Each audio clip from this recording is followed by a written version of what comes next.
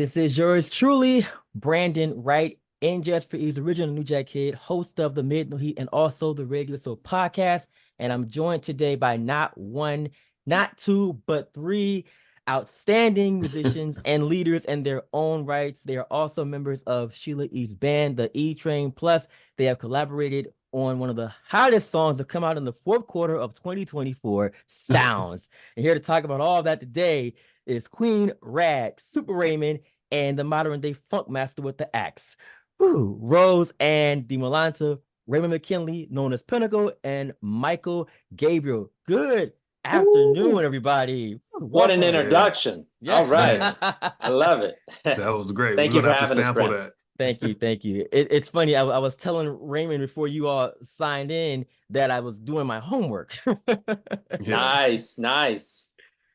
Well, thank you So so much for having us. no, anytime. Thank you for joining me today. I'm very honored to speak to all three of you and not only being true to media, but also music. I mean, like I said, I read the bios and I've done more and more research, and it's like there's a lot that we have in common.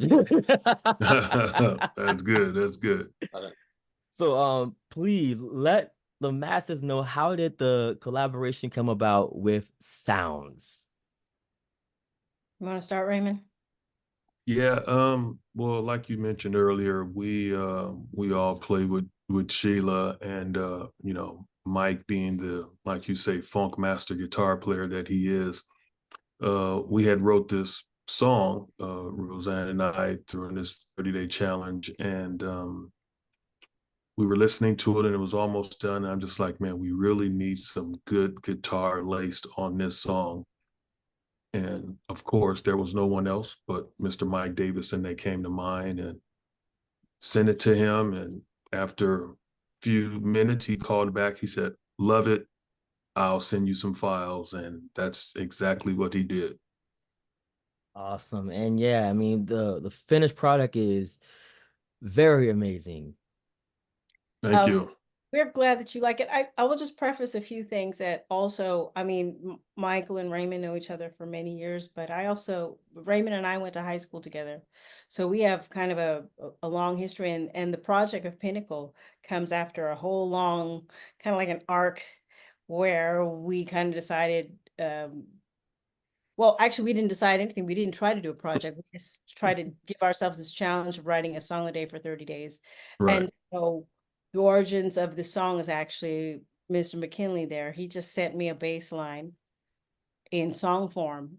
And then my job was to put all the stuff on top, basically, and turn this around in 24 hours, which is what we did. And then that song came about, and we felt really good about it because it was really that whole process of doing stuff like that is just so it's so stream of conscious, and it's so, in the moment. And I was telling Mike the other day, even the vocal that I contributed that I'm singing, we weren't intending for me to be the vocalist. We were thinking we're going to write this and maybe another artist is going to record it or something. Right. It's just the original vocal that was sung as it was being written, just to preserve the vocal. But it just felt like of the moment and right. And so by the time I got to Mike, I mean, I think he also vibes with us incredibly well. And Yeah. there was no, hey, we think you should do this or anything. We're just like, okay, this is for Mike. And it gives it such a beautiful edge, because it would be boring just us two, right, Raymond? I don't know. Yeah. No, we needed Mike. But we like the song, right? I think we like the song. It's kind of Mike, you? I love the song. Well, so when Raymond first called me and told me about the 30-day challenge, because that's such an integral part of this whole storyline, was during the pandemic. Right. And he told me, he's like, hey, I'm doing this 30-day challenge with Roseanne. And I said, tell me more about it. And he said, well, we got to finish, the rules are we got to finish a song within 24 hours, from beginning to end. And I was really jazzed about the whole idea of it in the first place. And I wasn't even a part of it at this time. And then fast forward, like a year later, he's like, hey, I think we could really use some guitar on this track. Let me send it to you. And as soon as he sent it, within like 4 bars, I was like, oh, yes, I want to be the part of this. I need to be a part of this. And they were so gracious. They gave me so much artistic license to kind of just freely express myself in a way that I felt suited the track. You know, and it was just such a beautiful marriage of, you know, three creatives coming together and making something special. And that's what you hear in Soundz. Yeah, no, I definitely felt the amazing chemistry between the three of you. And I mean, like I said, you know, it's a spot on record and it came out just at the right time. Right. Yes. I can tell. I'm just looking at your background, Brandon, and you look like you just full of music behind you. Yes. You're giving me like vintage DJ, but not DJ, just like curator guy. And I will say that the process that we use and and I think all three of us are like alike in this way in our music process. You know, today people make music by doing a lot of computer work, which is, I'm not even knocking it, but a song can take a very long time to get done because you're always perfecting it within the computer. And I think that something that we do, I mean, we work like that too in other projects, but on this, you know, a lot of it is very much like that handmade, we're gonna play, you know, from it's not gonna be a lot, there are hardly any punches, but we're really performing as well. So the live aspect is there, but it still sounds pretty contemporary because, well, you know, we're not trying to make a vintage piece at all, but we definitely, I thought the song really evoked that kind of, you know, I just want to call it vintage sexiness. I don't know. Yeah. Awesome. Good. So yes, picking up where we left off in regards to the songwriting challenge, the 30-day songwriting challenge. It just at the end, I think the last thing I said is it felt very spiritual at the end because you really exhausted all your cliches and all the devices you usually use when when you write one song. But by the time you get to 30 songs, and also another thing, aspect of it is that, you know, I mean, I would throw something at Raymond or he would throw something at me. So using your senses, it's almost like to fit a puzzle piece kind of thing together. And we didn't sit in a room together. It was kind of like he gave me, here's the big clue. This is actually could be the song. It could be the chorus. And then to put, you know, the rest together. And you got to use all your superpowers. You really do. Because, and also I would say this as songwriters, and Mike is a great songwriter as well. I'm sure you can talk about it, is that I think we've all gotten to the point, for me, writing a song is less about, well, it becomes a lot about the song being born within itself. Like, you know, like we are just facilitating the birth of a song, if that makes any sense. You know, like the song knows what it wants to be, and you kind of just have to carve the stone and just go, keep chipping away, and it's going to reveal itself, you know. And sometimes the hardest part about writing a song and why you get blocked is because you try to put so many things in there, and the song sometimes like, yo, you know, like all I need is a little word here, or that one word is perfect. You're overdoing it or you're underdoing it. And if you just really, you're really dialed into the core emotion of the song and the story of the song, it's going to start writing itself through, you know, our facilities, you know, like it'll start writing itself. And so after 30 days of doing that, I think some days harder because also certain songs come up that are emotional stories. Like you heard a banger, but there's some ballads in there too that are, you know, like real life stories, like the kind of stories you can't just come up with, that you have to have lived the life and now the song's coming out. There's like moments like that. So anyway, it was cathartic, it was spiritual by the end of 30 days, I'd say. Right? And one thing that I also noted, because I had the honor to watch the presentation, and like you encourage many to follow suit and like take that 30 days for their process. I mean, it even inspired me for what I have going on. So like I really commend you all for creating that 30-day challenge.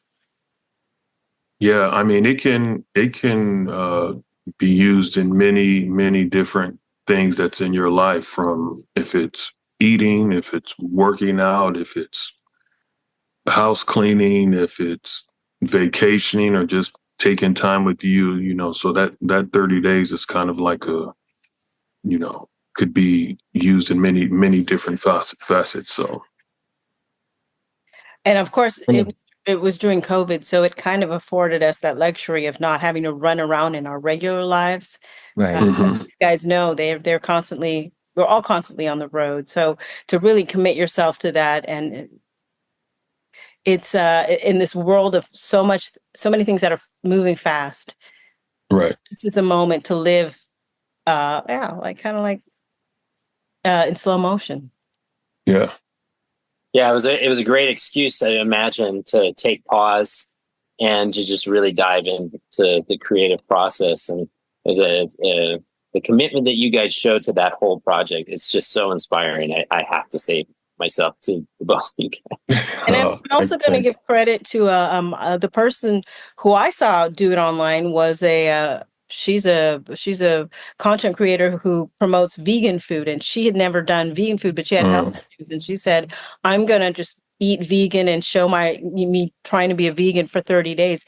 And all I remember was at the end, she said, those 30 days changed my life.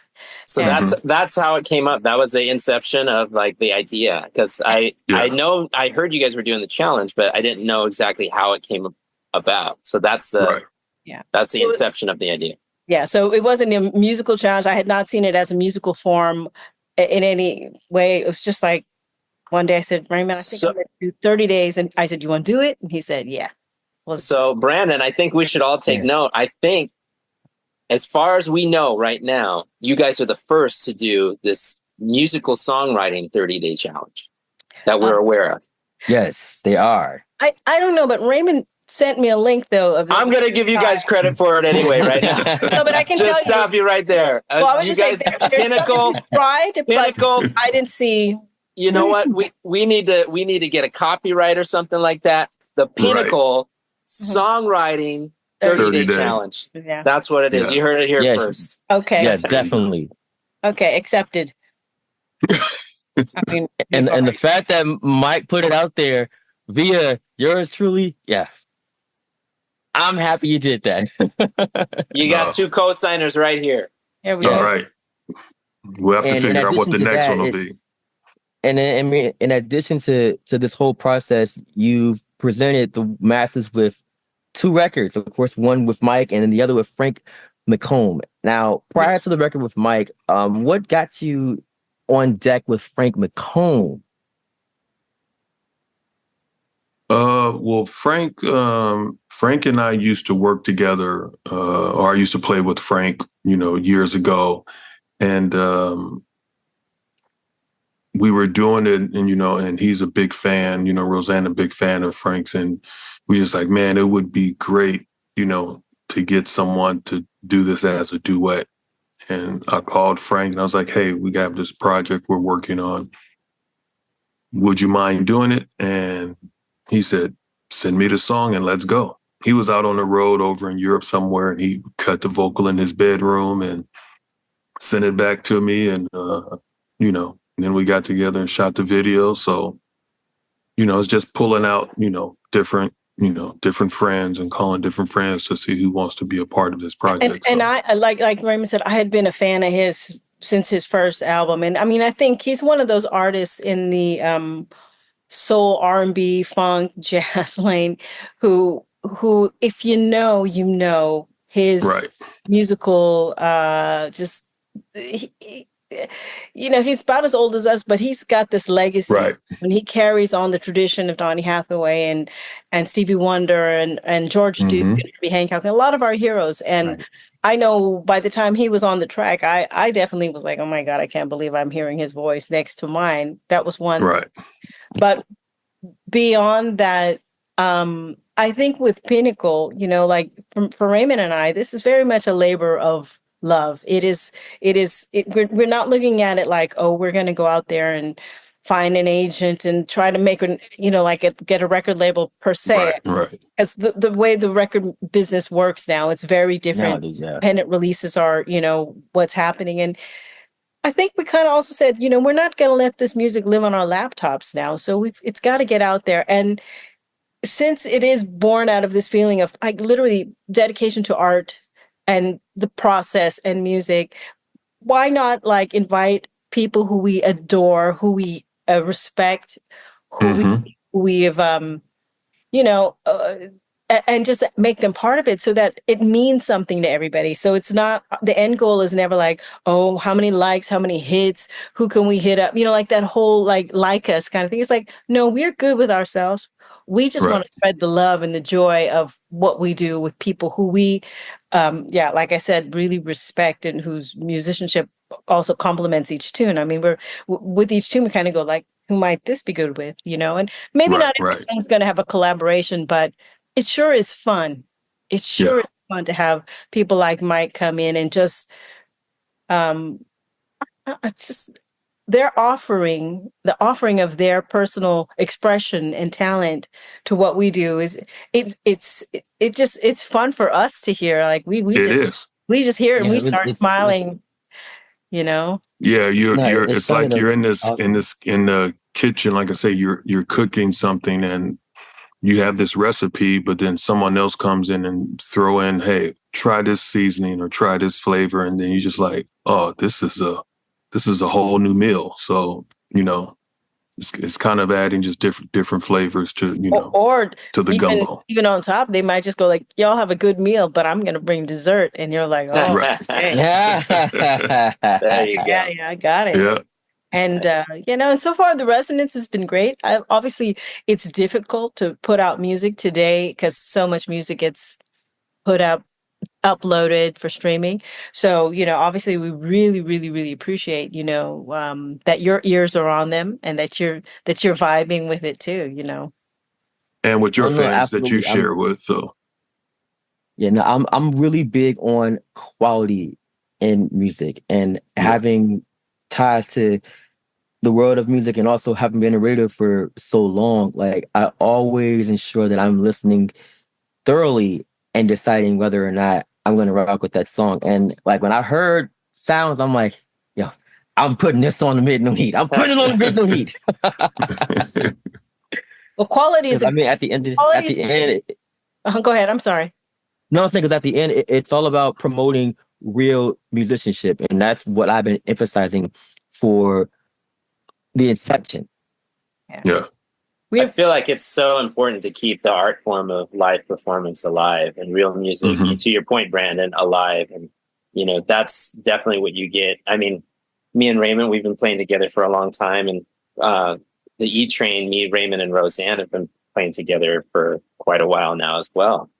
And I can tell you, having worked with both of these individuals very closely, like the musicianship is just on another level, and it's just such an honor to be a part of this project. A small footnote on this 30-day challenge, but I mean, from beginning to end,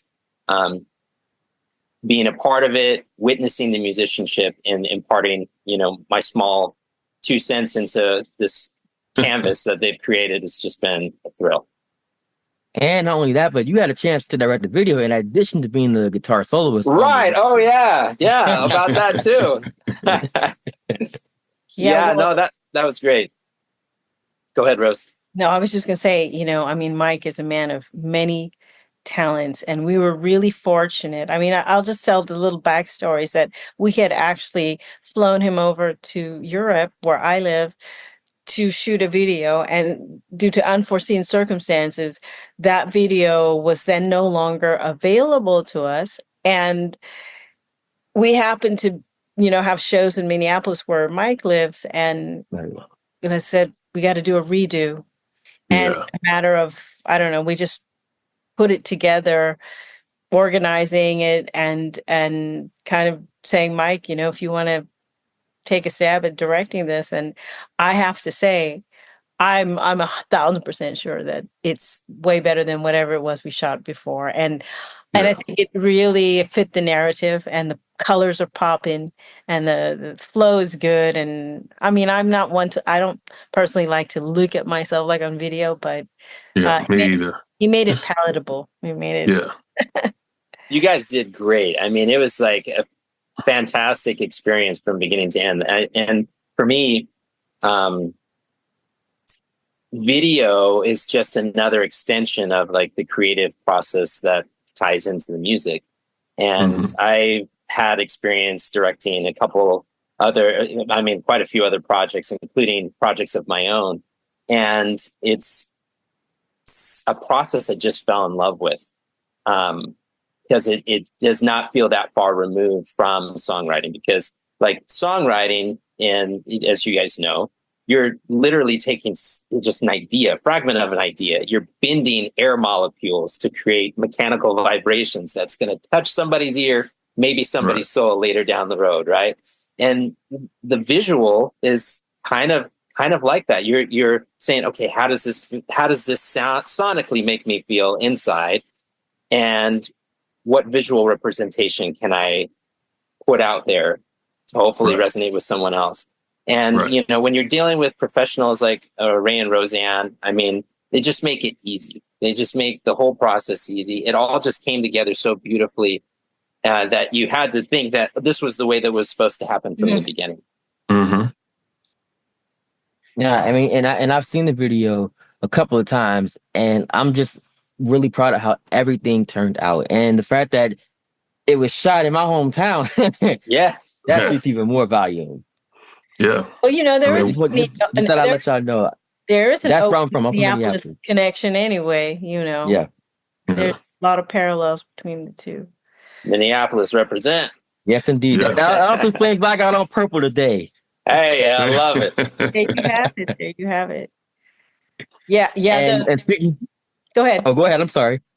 No, I was just saying the video making process. He made it so easy, and I, you know, Raymond and I per se. I mean, I've been a leader before, but a lot of times we do a lot of work in the background, whether it's the music production or not. So to put us like kind of really like, now this is our project and everything, you know, it wasn't going to be us being super provocative. We were just kind of being ourselves, honestly, right? I mean, right, yeah. But he kind of put the Gucci on the, you know, be yourself. So yeah. So I'm really glad about that. Anyway, as you were saying. No, I'm just saying it was just great to, you know, watch the video and see the Minneapolis connection, and plus you all have ties to not just Sheila but her longtime musical partner Prince. So I mean, it's definitely an honor to see how that all came about. Somebody did, a colleague of mine heard the song and said, yeah, I can hear a little Prince in there. I can hear the influence. And I think that I can tell you that there's nothing we evoked in the songwriting process, but I'll tell you this, when I heard his bass line and I started to sing a melody, this is actually, honestly, it's in a range that's not one that I usually go for, like way up high like that. And I really did. Some male is going to come sing this song and it's going to be falsetto, but this is where the melody must be. That's how it really, like, it has to start up way up in that note. And I don't know, I guess it's probably because it feels familiar, and I wasn't going to change the key and go like, it fits me. It was going to be like, this is where that song goes.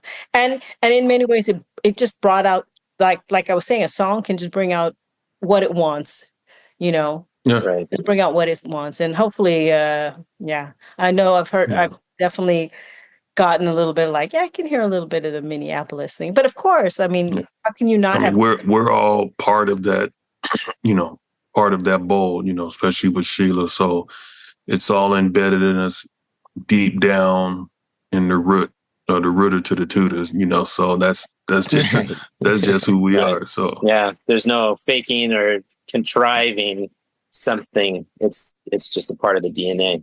Exactly. Where there's no intention in the beginning, like, let's try to sound like so-and-so. I mean, that's something I must also say, like with our songwriting process, there was no listening to other artists. There was no, hey, let's reference this person, because we're in a lot of sessions too. We've been in plenty of sessions where people are recording and they're like, hey, pull up that record and this person's record and let's try to, like, you know, let's just do that. And we were very much against, nope. Ears are closed. And the thing is, we're obviously influenced by a lot of people, so you're going to hear that come out of us as well. However, we're not doing the one-to-one. Let's make a quick snapshot. Right.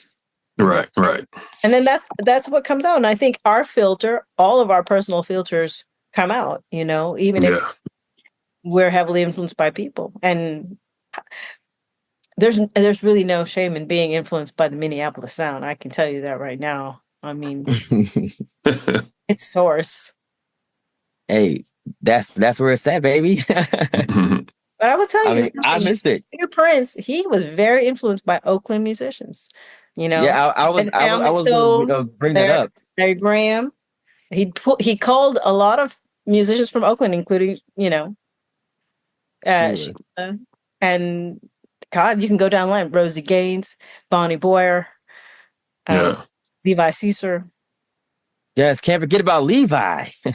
Oh It was yeah. all these people. Yeah. All That's why, the old Bay Area guys. and he loved Tower of Power. He loved a lot of the Oakland. You know, you can feel like there's grit in both of it, and I mean, anyhow, I mean that's my opinion. It's not I science. mean, it's a musical hybrid. I mean, combined. I mean, it's just a magical musical sound. So I appreciate the Bay Area as much as I appreciate home. Mm-hmm. Absolutely. It's a great marriage. Yes, it is. And I mean, you are all from Oakland at that. So I mean, the fact that I'm speaking to three of you, that also speaks volume that I have three prominent Bay Area musicians in my company today. Yeah. And now, in addition to everything else, you've been playing with Sheila, and how long have you all been on deck with her? I think I'm the oldest, so it probably would have been like the early 90s that I started working with her. And yeah, still here. And I used to play with Sheila's dad, the legendary Latin jazz legend Pete Escovedo. So I met the family before I met Sheila, and then my name got into the fold somehow, because as it always does, like if you're in a pool of musicians. And then I think I started playing with Sheila around 2000 or 2001 with one of the first incarnations of E Train. And then after that, I had a baby and I moved away. And then only like literally now in the last couple of years did I come back in the fold, but I mean, we've, always maintained contact. So that's, how I'm affiliated. Mike, on the other hand, has even deeper roots. Well, a little bit deeper roots. Yeah. I've known Sheila all my life. She's my godmother, actually. And so there's a whole family history there.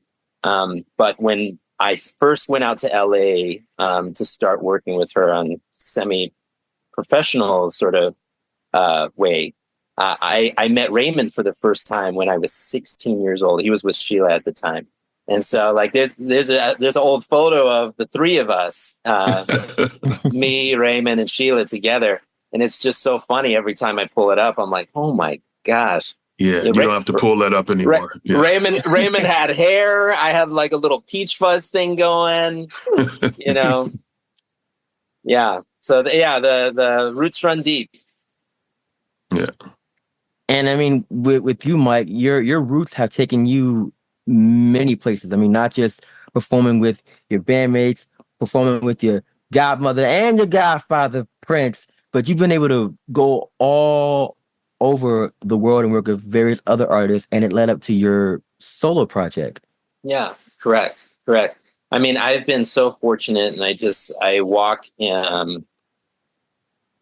I've just been so humbled by the blessings that have been afforded to me, and I mean, this project included. But it's been a wild ride, and it's one that I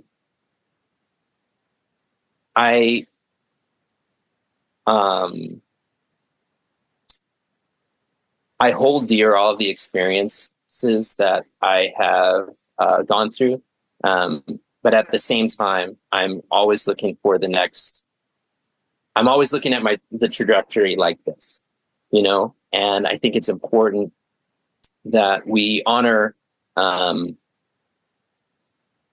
all of the things that make up our DNA as musicians. Mm-hmm. And I feel like authenticity is like very, very important thing to me. That's why I said in the beginning, I think it's really important that we keep live music, live performance alive.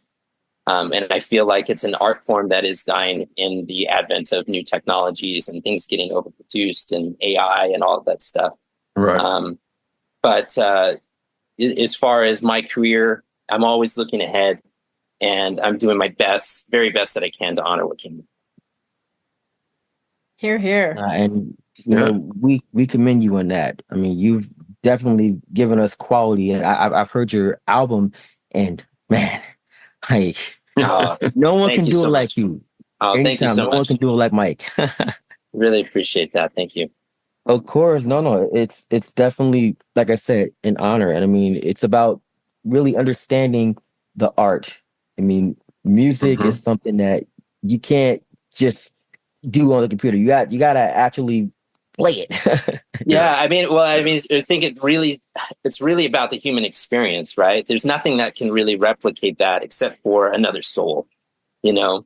And that's why, like, when we hear good music, when we hear quality music, it's something that's speaking to our soul. It's not anything that you can calculate, you know? It's not anything that you can necessarily quantify in scientific terms, you know? It's a spiritual thing. Right. And that's why I feel like, you know, it's so important to keep it alive, to support live music, to support musicians out there trying to do the thing for real, you know.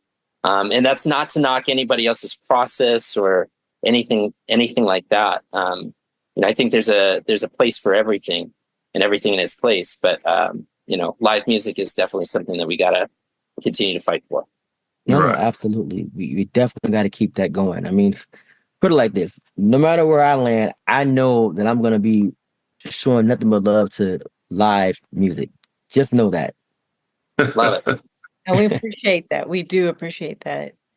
You know, I mean, like Mike said, there's so many technologies that are coming upon us now that can simulate what we humans do. And it is a little bit daunting, it's a little scary, but at the same token, I mean, I think all three of us and the people we work with, especially, we're very all blessed to work with people for the most part who like, for example, somebody like Sheila, who's just a legacy artist at this point, you know, an icon, somebody who's always there and yet has the enthusiasm for music as if they were just starting out, you know, like all still are trying to learn, you know, even as you know, younger people might look at us and go, oh, you guys are really established and everything like that. And I still feel like a beginner. We get on a stage or we get on a plane or where we're still giddy, like, oh my God, we're going to go to the gig and the sound check. And we're still checking our notes and making sure we know we're practicing, we're doing all the things. And that's, you know, I don't know if that's old school. I would hate to think that that's old school because, you know, today, the way a lot of people do music is like they practice enough to put up I don't know, post that's 30 seconds. And I'm not even knocking that process because that's how you can also practice and get discovered. But I think we also came up in that time where, you know, we want to be in a room with our instrument, for example, and make something out of nothing because we have the skill set. And that's very important to us, you know, as creators, is also to be able to, you know, because that takes a lot of that takes dedication and lots of hours too, you know. Sometimes people think, oh, you guys are just talented, but it's not true. I mean, we are maybe, but we're dedicated to the art form. And that's why it's a pleasure to work with these two gentlemen because they you know, it's being like-minded and being a servant to the music, essentially. To music. Wow. Yeah. And putting in the work.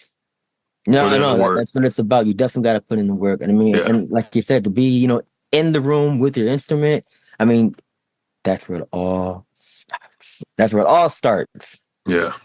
And the sad part about it is there are a lot of people who maybe don't do that process and they get more attention.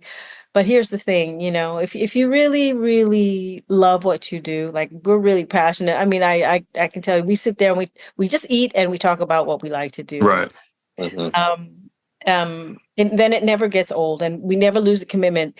Had our goal been we need a villa and a mansion and a Maserati and lots of money and stuff, I'm sure number one I would have failed. I would not have a villa and Maserati or whatever, and then I would have done something else. And this is how you know people of the way we are is like that's not the goal. That's never the goal. The Right. goal is just, we want to do quality. We want to feel Right. good. We want it to mean something Mhm. to us. And when it means something to us, hopefully it means something to somebody else. Yeah. And it doesn't have to be, 20,000 or 2 million. It can be 200 people that love it, and we're happy that 200 people love it. Right. And in the end, that's what it's definitely about. You want to ensure that your music means something, that there's a message. So Right. yeah, I mean, for as long as you have that, hey, that's what counts. Right. That's what definitely counts. And now I understand that, Roseanne, you're not here for long. You're heading back to Europe very soon. Are there any other events or shows that you are all going to be partaking in while you're still here? Actually, we've done this run. I go back to Europe to work on other stuff that I work on. But I know E-Train will get back together at the end of November and Okay. in December.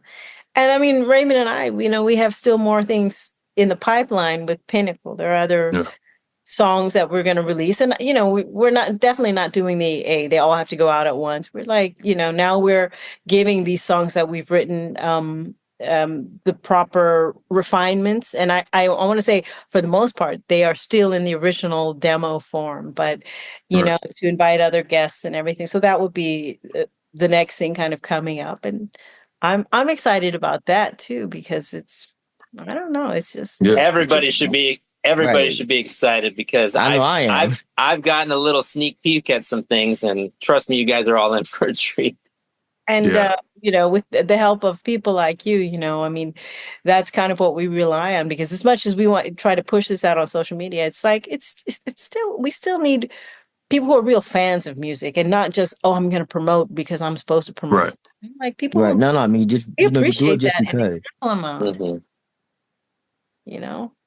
Yeah, no, y'all can always count on me to promote anything you have on deck, anything that you're putting out. I'll be more than happy to promote that. So you let me know, and hey, Brandon will definitely put it out there. All right. That's good to know. Thank you. Really appreciate it too. No, anytime. And I do got to ask one more question in regards to Roseanne's time in Europe. Do you have any upcoming clinics? For somebody that played it in high school, I got to ask that question. Do you play keys? Is that your instrument? No. Oh, no. I'm a wind man.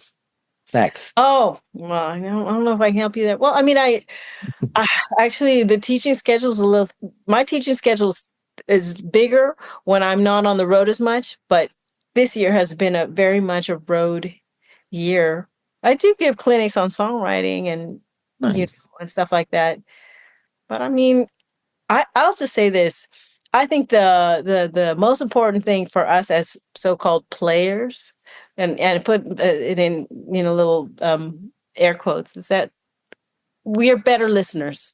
And so to be a pretty good musician, I think the thing is you keep listening to music. And when you get on stage, you listen to what other people are playing. And being a good listener always informs what you are actually supposed to play. And a lot of times, people just play because they know how to, they know this lick and they know this chord. And it's just kind of like, let me show you what I can do. And I find that the most gracious people and the funnest people who you can work with on a stage or in a studio or wherever you are, songwriting, are the people who actually take the time to listen, for example, also to what a song wants. Mm-hmm. It's a conversation. Yes, and indeed. so using your ears in that regard, you'll never go wrong. You never go wrong, because it's just like speaking to people. Like you can't, like, Brandon, if you go on the street and you and your friend are talking about, I don't know, the latest football game, and I'll walk up to you, hey, you know what the price of tuna belly is in Japan? Oh my God. That's not a competition. I'm not listening, but maybe if I know better, I'll go, man, those Cowboys, those Niners, whatever, Right. and we can have a conversation. So listening, no matter what your instrument is to me, I've heard the phrase said, and I'm paraphrasing, listening is, oh my God, the highest form of loving. Yeah. Well said, Roseanne. Yes, indeed. That's it. I love that. I love that she said that. And you are a listener. You are a master listener yourself, Brandon. Yeah. Thank you. That means a lot. I appreciate that. Y'all know. Yeah, we need each other. Honestly, not just the music makers, but the people out there, the curators and the enthusiasts, and we need each other. Everybody in the whole what do you call it, the ecosphere of the music industry. I mean, we need the venues, we need the bookers, and we need the caterers, and we all need each truck other. drivers, the backline company, sound engineers, crew. Yes, everybody. Takes a village. Yeah. Yes. Yeah. All hands on deck. Yeah. Well, again, I appreciate each and every one of you. Like I said, it was an honor to be in the company of you all and to speak about what you have in the works and what's forthcoming as well. Well,